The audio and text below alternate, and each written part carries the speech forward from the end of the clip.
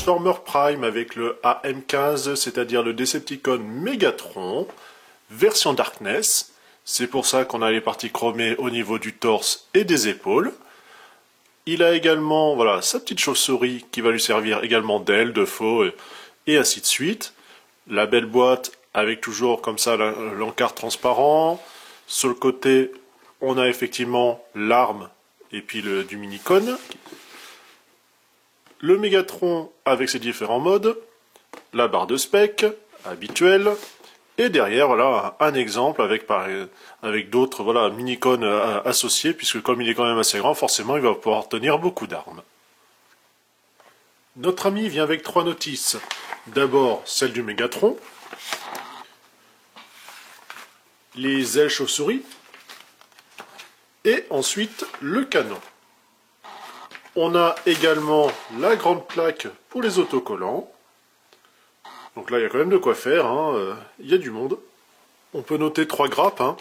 La première, qui est comme ça avec du plastique mat, enfin, c'est-à-dire non translucide, contrairement à celui-là. Et ainsi également la dernière. Pour une fois, vous verrez que j'ai déjà placé les autocollants. Donc on se retrouve avec le gun de Megatron. Ici, la partie transparente, cette fois-ci en violet, avec le sigle Decepticon au fond. Bon, on voit pas très bien, mais bon. Justement, ici, pour pouvoir le maintenir. Donc, vous voyez, bon, voilà, ça se sépare un petit peu, en fait. Ce qui est un petit peu dommage ici, si vous n'avez pas un micro-picot, voilà, au moins pour verrouiller, ça aurait été vraiment parfait. C'est quand même assez sympathique. Bon, c'est sûr que plus long, il aurait un peu plus d'allure, mais c'est pas mal. Alors, il y aura quand même une petite transformation. On va écarter la partie canon, tout simplement, comme cela. Vous avez cette partie-là voilà, qu'on va pouvoir ramener un petit peu en arrière. Donc ça bouge sur cran. Vous avez ceci, voilà, pareil, qu'on va décaler sur le côté, puisque vous avez voilà, 2 petites articulations. Ici, on va écarter. Là et ici. On va faire sortir la tête, donc il y a juste à basculer, comme cela. Et là, vous obtenez, alors, il faut un petit peu travailler l'imagination, c'est un gorille. Oui, oui, je sais, c'est difficile. À cette arme-là, on va pouvoir le faire prendre différents assemblages et différentes formes. Vous voyez, par exemple, avec ces mini-cônes-là, qu'on peut comme ça les assembler ainsi, et même obtenir un super canon de la mort avec des ailes. Bon, bref, pourquoi pas. Hein. Maintenant, on va passer au deuxième. La chauve-souris, même si elle a une tête un petit peu de gargouille, l'œil autocollant rouge, un joli violet transparent, ici autocollant violet avec quelques petites flammes voilà, jaunes. Ici, 3 pièces transparentes avec les logos Decept. En dessous, les parties argentées. Vous allez voir pourquoi après. Donc, on voit les pattes arrière. Les doigts ici prises dans les ailes. La première petite transformation, on va basculer cette pièce-là vers l'arrière. Les pièces sur le côté, en fait, ici, on les ramène à 90 degrés de chaque côté, comme cela. Les papates, on les remonte complètement. La tête, premier cran, deuxième articulation, donc comme ça, la rabat complètement en dessous. Vous avez ensuite ceci, articulation ici, voilà, premier, deuxième cran, premier, deuxième. Le verrouillage qui va se faire à la pointe, voilà. Cela, on va le ramener derrière, donc on va un peu remonter tout ça. Pareil ici, donc ça bouge sur l'écran, et ainsi ça va nous faire une faux. Donc cette partie-là va venir tout simplement dans le bras de Megatron une fois en robot.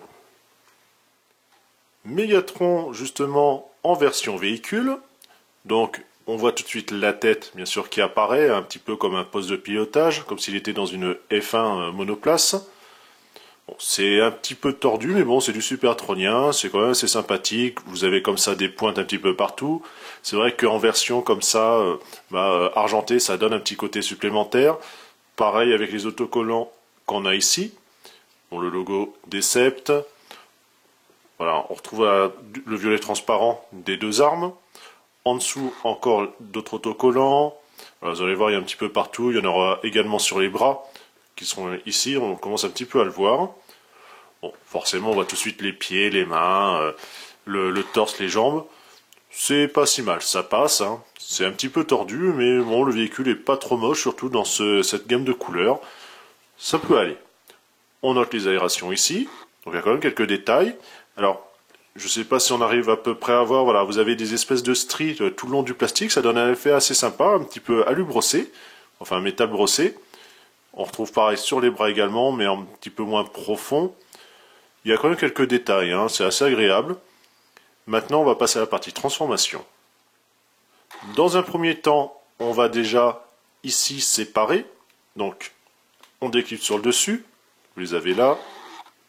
On tourne un petit peu pour moins que ça gêne. On fait pareil de l'autre côté, on soulève, voilà, et on tourne. L'espèce de pointe, vous allez pouvoir la rabattre à l'intérieur, comme ça sera fait, on aura gagné du temps. Ainsi. Vous avez les jambes qui sont clipsées à la base à cet endroit-là, donc pareil, voilà, on déboîte, comme ça aussi on aura gagné. Alors à faire gaffe, alors ça, bon apparemment le plastique, voilà, a l'air quand même assez bien au niveau chrome, assez costaud, mais voilà, vous voyez, en fait ça passe carrément dedans, ça tape, ça frotte un petit peu et ça vient carrément dans le genou. Voilà, à faire attention dans la durée. C'est pas encore tellement en enlevant, c'est vraiment en mettant. En plus, surtout, vous avez les ailes qui reviennent par-dessus, à faire gaffe. Hein. Donc, voilà. Bon, forcément, il y a tout qui commence à se démoisser. La pointe ici, vous avez deux articulations.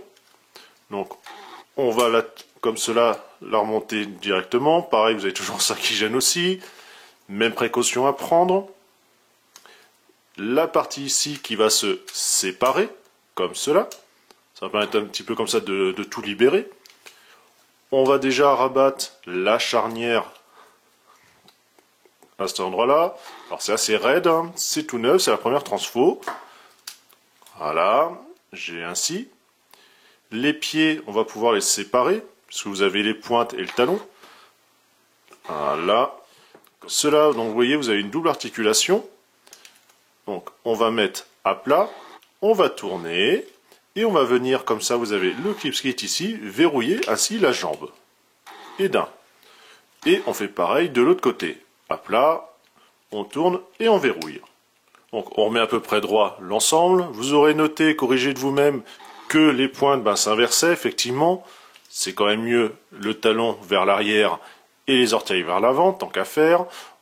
Alors, justement, au passage, on voit les autocollants que j'ai déjà posés ici, ceux que je vous parlais tout à l'heure. On voit le violet au niveau du genou. Alors, à faire attention, hein, parce que même s'il n'y a pas d'articulation à cet endroit-là, ça en fait, tout se passe derrière. Il n'empêche que ça vient quand même frotter. Bon, à faire gaffe. Voilà. On va pouvoir rabattre cela pour moins que ça gêne. On voit tout de suite, vous voyez, vous avez différentes charnières derrière, donc ça commence un petit peu à tout bouger. Les bras, ils vont se séparer au milieu. Vous avez également les points qui sont juste en dessous. Les deux attaches, justement, vous voyez, elle était là, elle allait dans le bras, ici. Donc, enlever, ça va encore, ça passe. Mais c'est vraiment à mettre, c'est un petit peu chaud, même en fermant et en positionnant, voilà, ça a de temps en temps un petit peu l'habitude de toucher. Articulation ici, qui va permettre comme ça de dégager l'épaule. Hop, premier cran l'entendu. Attention, le deuxième, voilà. Cette pièce-là, justement, on va la basculer là. L'articulation encore ici. Donc, on tourne l'ensemble. Je vais écarter les bras. Alors, aussi, j'en profite. Faites aussi super attention, ces parties-là, violettes. Donc, ça fait quand même un sacré bras de levier. Non pas ici, hein, ça va. Mais en fait, c'est que là, voilà, dans les épaulettes, vous avez un bol joint qui est avec une cage quand même assez serrée. Hein, c'est très très dur. Donc, à bouger, faites super gaffe. En tout cas, mon exemplaire est ainsi. Faut y aller mollo. On va séparer justement ce que je vous parlais tout à l'heure, ainsi, pour moins que ça gêne au niveau des épaules. On voit la charnière, voilà, on finit de rabattre également la pièce violette. Les bras, on va finir les écarter. Les épaules, ici, la charnière, on va les rabattre sur le dessus, qui va permettre ainsi de tout débloquer, de faire basculer l'arrière et ainsi libérer les épaules. On met correctement, on raligne également en tournant les bras. On déploie les mains. Donc, hop, je vais tourner au niveau du coude, je déploie le poignet, ainsi. Vous avez ça qui va servir un petit peu d'aile, hein. Donc vous voyez, en fait, ça se clipse pas, c'est un peu con. Ça se balade, voilà. Bon, par contre, vous avez également une charnière ici, ça permet quand même de mettre derrière sans non plus que ça gêne trop l'amplitude au niveau de l'épaule. On finit par remonter ces pièces-là là-haut, puisque ça va servir pour le torse. Ici, vous voyez, en fait, le petit décrochement, ça va servir au logo. Alors là aussi, le beau joint est un petit peu raide, mais quand même moins que les épaules. Je remonte complètement, je vais voilà, juste positionner, hein, ça se verrouille tout seul. Ça, il n'y a rien à redire, c'est impeccable. Le petit backpack qui gêne un petit peu, ses petites ailes. On fignole, on a comme ça notre Mégatron qui est vraiment magnifique. Alors c'est sûr que voilà, juste la tête comme ça chromée, c'est un peu bizarre. On a vraiment que le haut du corps. C'est un petit peu dommage que, bon, certes, on a les autocollants, alors comme ça relève quand même un petit peu ce côté, voilà, un petit peu brillant, mais il aurait été vraiment entièrement chromé. Alors après les éclats, les traces de doigts, bon ça c'est une autre histoire. Je suis normalement pas trop fan, mais là c'est vrai que apparemment ça a l'air quand même pas mal, la peinture assez sympa. Ça aurait vraiment claqué. On note comme ça du noir, du violet, un petit peu partout. Alors c'est vrai qu'il y a aussi la version Dark qui est vraiment magnifique en violet. Mais au final, celui-là traînait à pas trop cher. Donc allez, j'ai craqué, pourquoi pas. Il est quand même joli. On note les différents ports à Minicon. Justement, en parlant de ports, eh bien on va prendre la faux chauve-souris, qu'on va ainsi mettre à la main, comme cela. Et ainsi, il va pouvoir décapiter plusieurs autobots d'un seul coup. Bon, on voit tout de suite les petits détails des vis, mais voilà, c'est quand même assez bien caché. Dans les mouvements, on a ici la tête sur un beau joint toujours, ça gêne pas trop, puisque voilà, comme ça on peut les remonter façon chevalier du zodiaque. Ici également, ça peut être reculé pour pas trop que ça gêne. Le coude, rotation là-haut, bon la main, à part ça, ça va pas très loin. Beau joint toujours, rotation à cet endroit-là, au niveau du genou. Bon, les pieds, hein, voilà, c'est juste devant-derrière. Pas de gauche-droite, mais il n'empêche qu'on peut quand même lui donner quand même pas mal de mouvements. La chauve-souris, je l'ai retransformée en partie. J'ai laissé en fait les canons vers l'avant, ici, puisque en fait les pointes, les griffes sont repliées vers l'arrière. La tête toujours baissée, donc c'est un mix des deux modes. Les pattes arrière, voilà, je vais remettre ces parties-là qui étaient à 90 degrés à plat, parce que sinon ça va gêner. Donc je l'ai juste ainsi. Et grâce au picot qui est dans la tête, je vais pouvoir le fixer dans son dos.